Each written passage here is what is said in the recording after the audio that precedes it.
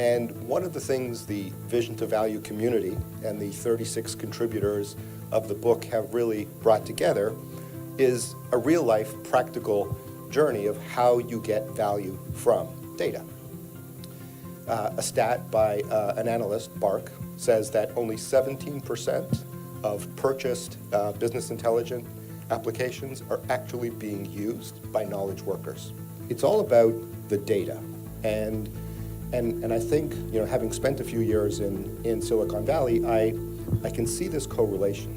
The belief that the stringing together of a lot of siloed data analyses or the stringing together of multiple desktop versions of business intelligence does not join together to be enterprise grade.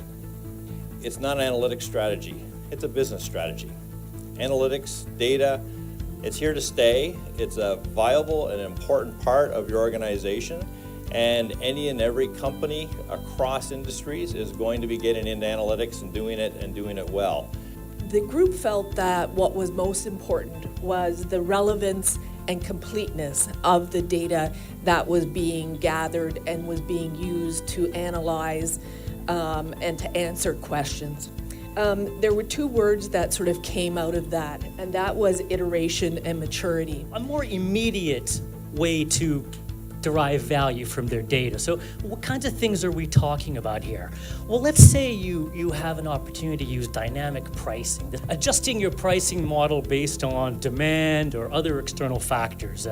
Many of us are familiar with the different ride-hailing services. You might adjust the price based on the time of day or the day of the week or something particular like New Year's Eve is happening. I think that there are some metrics you can look at to help you determine if you are deriving value. And keep in mind that it's hard to find a one-size-fits-all metric sometimes because industries are different and diverse. But some suggestions we can offer you is look at your stakeholders, look at your initiatives, see what kind of KPIs or metrics are important to them in order to ascertain success. For establishing analytics, let's start at the top, at the leadership level. CDO ensures that the focus of data and analytics in an organization is championed at the highest levels. He ensures that any roadblocks in the execution of data strategy is removed and the execution is successful. The second is the strategy itself. A lot of organizations fail because either they do not have a data strategy or they do not have a well-articulated and well-socialized data strategy, or the data strategy does not sit at the center of the business strategy and organizational goals.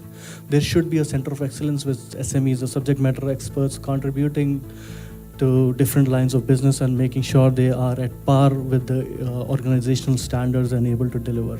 How did you go about deriving the insights? Because I get how you can get the analytics, you can ask the question, but that leap to insights is always so elusive. And I wondered, was there some creative process or do you just depend on the talent that you've got and it's ad hoc?